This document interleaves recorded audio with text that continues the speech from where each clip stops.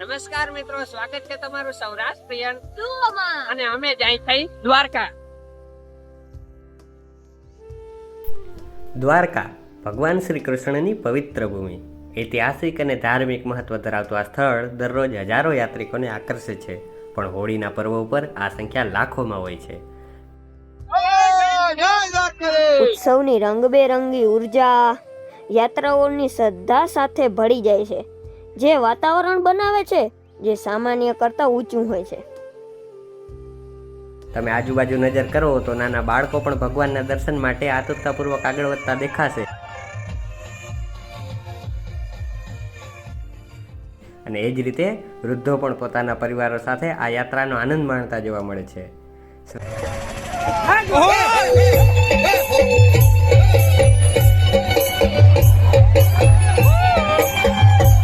શ્રદ્ધાની આ યાત્રામાં સામાન્ય લોકોની સાથે દિવ્યાંગજનો પણ ભાગ લે છે. દરેક વ્યક્તિની શ્રદ્ધાનું સ્વાગત છે અને ભગવાન દ્વારકાધીશના આશીર્વાદ મેળવવાનો સમાન અધિકાર છે. આગળ વધતા આપણને રસ્તા પર જ એક ભવ્ય દ્રશ્ય જોવા મળે છે. ભરવાડ સમુદાયના લોકો હુડો નામનો પરંપરાગત નૃત્ય કરી રહ્યા છે.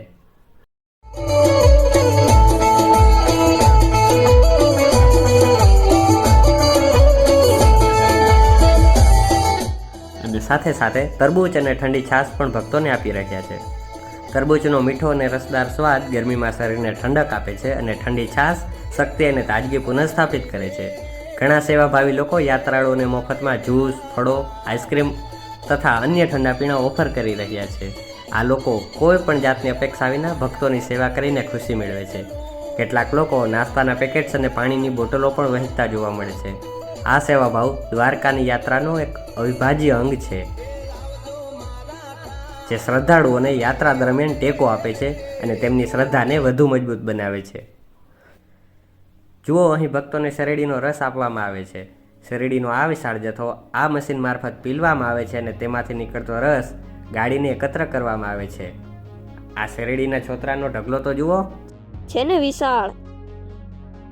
રસ્તાની બાજુએ ફક્ત નાના સ્ટોલ જ નહીં પરંતુ મોટા કેમ્પ પણ જોવા મળે છે.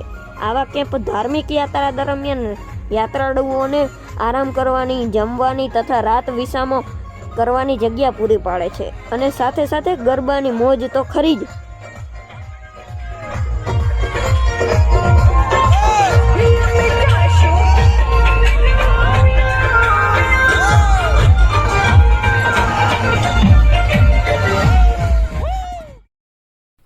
જ્યારે આવું ધાર્મિક અને આનંદમય વાતાવરણ હોય તો ડુઓ ગરબા કર્યા વગર કેમ રહી જાય?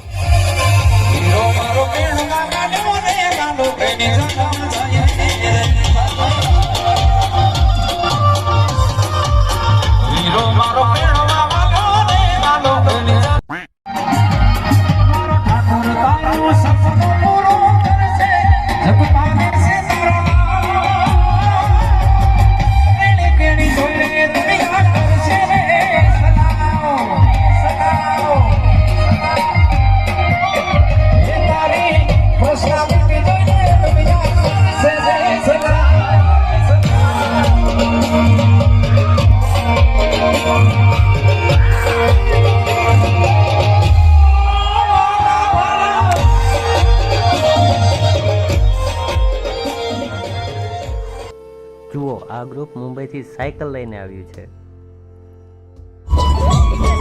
ક્યાંથી આવો ભાઈ? હા ભાઈ, ક્યાંથી આવો? ભાઈ ભાઈ, જોરદાર.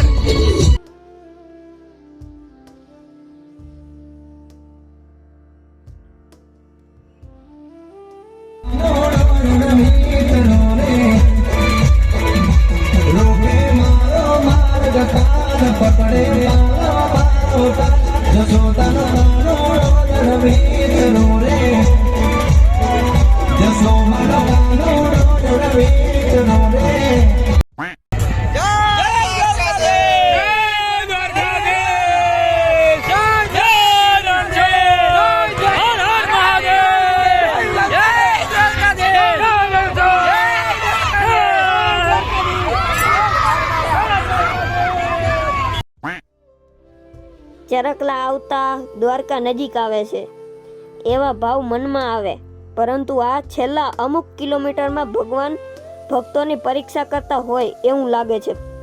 તો જગતગુરુના દર્શનની અભિલાષા મનોબળ ભાંગવા નથી દેતી અને હવે ભક્તોની સામે છે દેવસ્થાન દ્વારકા. દ્વારકાધીશના દર્શન આ બધો થાક ઉતારી લેતા હોય એવું લાગે છે. ભક્તો ઈષ્ટના દર્શન કરી પોતાના ઘર તરફ પ્રયાણ કરે છે. આવતા વર્ષે પાછા ભક્તો હોળીના પર્વ પર આ જ ઉત્સાહથી ફરી આવશે. ધન્યવાદ.